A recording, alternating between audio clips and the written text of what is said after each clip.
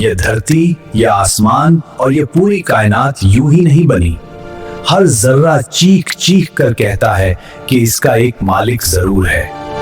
इन्हीं सवालों से एक ऐसी कहानी शुरू होती है जो तौहीद, सब्र और कुर्बानी की मिसाल बन गई।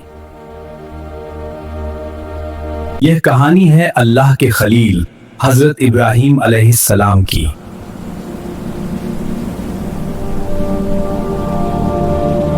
इब्राहीम अलैहिस्सलाम ऐसे दौर में पैदा हुए जब पूरी दुनिया शिर्क और अंधेरे में डूबी हुई थी। लोग पत्थर के बुत बनाते और उन्हीं बेजान चीजों के सामने सजदे करते थे।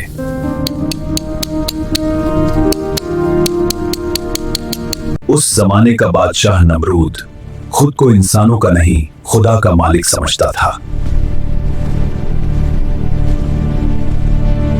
वह कहता था, जिंदगी देना भी मेरे हाथ में है और मौत छीन लेना भी मेरे हाथ में है।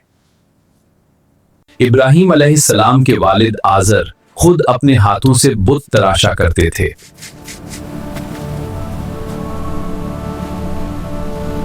अब्बा जान, आप ऐसे बुत क्यों बनाते हैं जो ना सुनते हैं, ना देखते हैं और ना बोल सकते हैं? बेटा, ये हमारी परंपरा है। ये मूर्तियां हमें दिव्य से जोड़ती हैं। तुम्हें समझना होगा।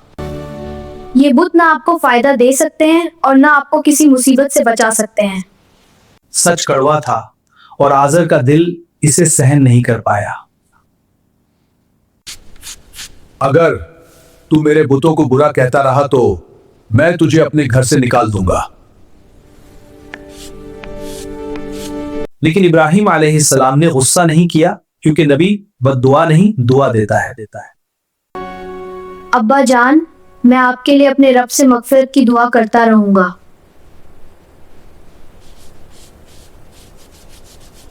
एक रात इब्राहीम अलैहिस्सलाम ने खामोशी से आसमान की तरफ देखा।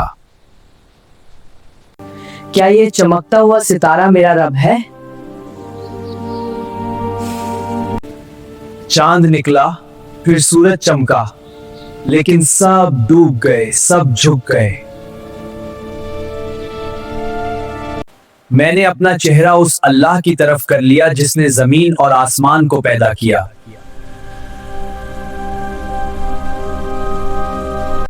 एक दिन पूरा शहर मेले के लिए निकल गया, मगर इब्राहीम अलैहिस्सलाम पीछे रह गए।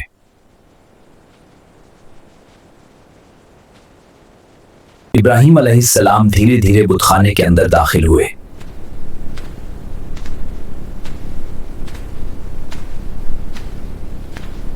उन्होंने एक एक करके बुतों को देखना शुरू किया, जो न बोल सकते थे, न हिल सकते थे।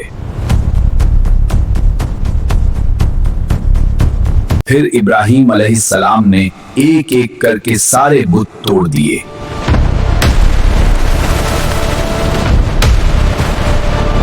उन्होंने कुल्हाड़ी उठाकर सबसे बड़े बुत के गले में डाल दी।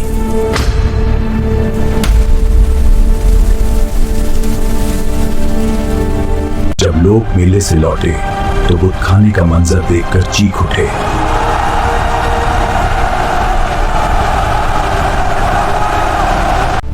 हमारे खुदाओं के साथ यह किसने किया? यह बहुत बड़ा जुल्म है। किसने किया? बताओ, किसने किया? कुछ लोगों ने कहा, यह काम इब्राहीम के सिवा कोई नहीं कर सकता।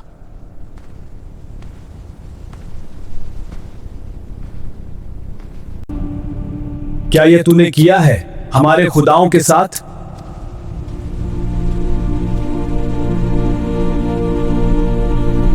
अगर ये बोल सकते हैं तो इसी बड़े बुत से पूछ लो।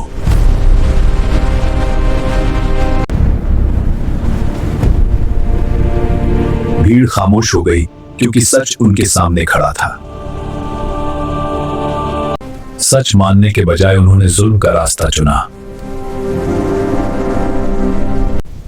इब्राहीम अलैहिस्सलाम को नमरूद के दरबार में पेश किया गया।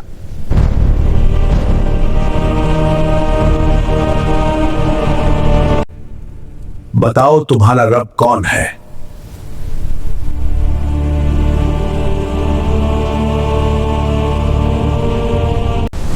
मेरा रब वो है जो जिंदगी देता है और मौत देता है।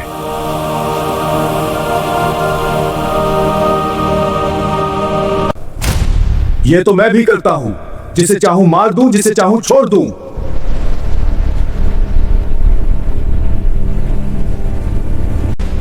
मेरा रब सूरज को पूरब से निकालता है, तू उसे पश्चिम से निकाल कर दिखा।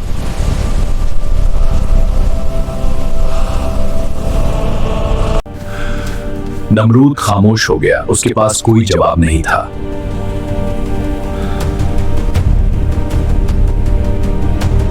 नमरूद ने गुस्से में हुक्म दिया, इब्राहिम को आग में जला दो।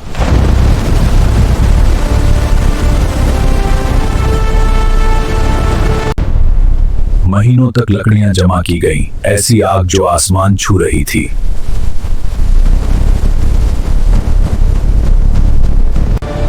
इब्राहिम अलैहिस्सलाम को मंजनीक में बैठाया गया।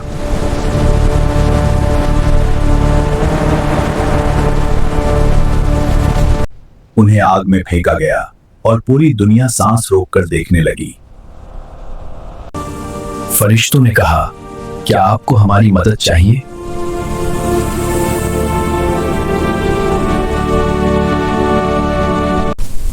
मुझे मेरे अल्लाह की मदद काफी है। अल्लाह ने फरमाया, ऐ आग इब्राहिम पर ठंडी और सलामती बन जा। आग बाग बन गई और इब्राहिम अलैहिस्सलाम सलामत रहे।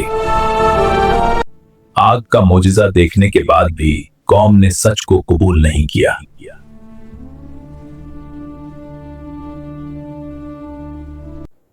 तब अल्लाह ने इब्राहिम अलैहिस्सलाम को हिजरत का हुक्म अता फरमाया।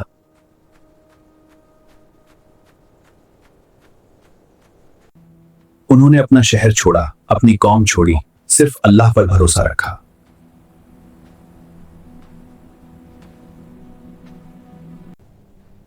यह सफर आसान नहीं था, लेकिन अल्लाह पर यकीन सबसे बड़ा सहारा था। कुछ समय बाद अल्लाह ने एक और सख्त इम्तिहान लिया। इब्राहिम अलैहिस्सलाम अपनी बीवी हाजिरा और नन्हे बेटे इस्माइल के साथ थे।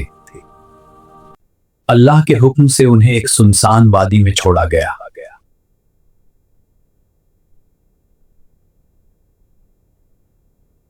न वहां पानी था, न कोई इंसान, न कोई साया। क्या यही ईश्वर की इच्छा है? इब्राहिम अलैहिस्सलाम ने सिर्फ सिर हिलाकर हामी भरी। अगर यह अल्लाह का हुक्म है तो वो हमें सजा नहीं करेगा। इब्राहिम अलैहिस्सलाम ने रोते हुए अल्लाह से दुआ मांगी। वक्त गुजरता गया। इस्माइल अलैहिस्सलाम प्यास से रोने लगे। हाजिरा कभी सफा की तरफ दौड़ी, कभी मरवा की तरफ। यह दौड़ मायूसी की नहीं, यकीन और सब्र की थी।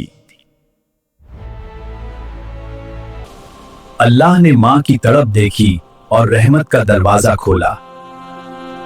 नन्हे इस्माइल के कदमों से जमजम का पानी फूट पड़ा।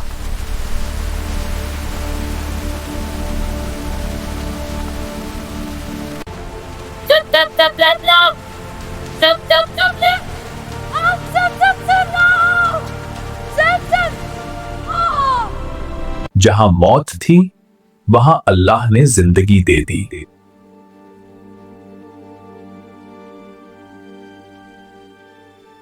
धीरे धीरे यह वादी आबाद होने लगी और मक्का की बुनियाद रखी गई।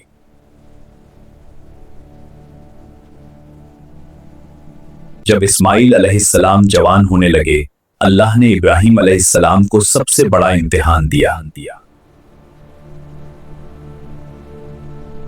इब्राहिम अलैहिस्सलाम ने ख्वाब देखा कि वह अपने बेटे को कुर्बान कर रहे हैं। यह कोई आम ख्वाब नहीं था, यह अल्लाह का हुक्म था जो बार बार आया। बेटे, मैंने ख्वाब में देखा है कि मैं तुम्हें अल्लाह के लिए कुर्बान कर रहा हूं। बेशक अल्लाह का हुक्म है। अब्बा जान, जो हुक्म आपको मिला है उसे पूरा कीजिए। आप मुझे सब्र करने वालों में पाएंगे। बाप ने बेटे को तैयार किया और बेटे ने अपने रब पर भरोसा रखा।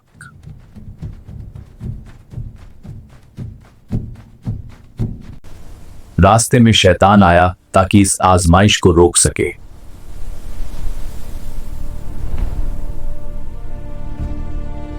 इब्राहिम अलैहिस्सलाम ने शैतान को कंकड़ मारकर दूर भगाया।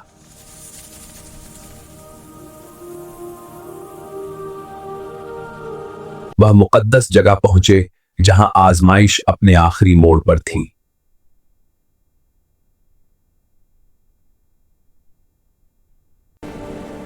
अब्बा जान, मेरी आंखों पर पट्टी बांध दीजिए ताकि आपका दिल कमजोर ना पड़े।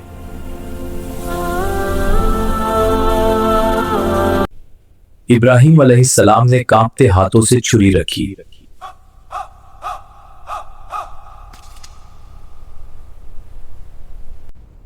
अल्लाह ने फरमाया, ऐ इब्राहिम, तुमने अपना ख्वाब सच कर दिखाया।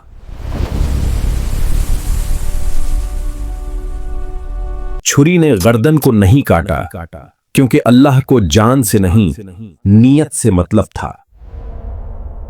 अल्लाह ने जन्नत से एक दुम्बा भेजा और इस्माइल अलैहिस्सलाम बचा लिए गए। यह कुर्बानी इंसान की नहीं थी, यह नफ्स, मोहब्बत और ख्वाहिशों की कुर्बानी थी। अल्लाह ने इब्राहिम अलैहिस्सलाम को अपना खलील, अपना दोस्त बना लिया।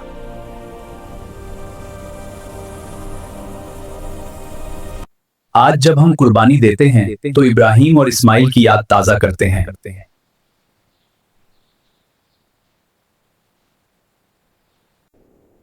ये कहानी सिखाती है तौहीद, सब्र और अल्लाह पर पूरा भरोसा।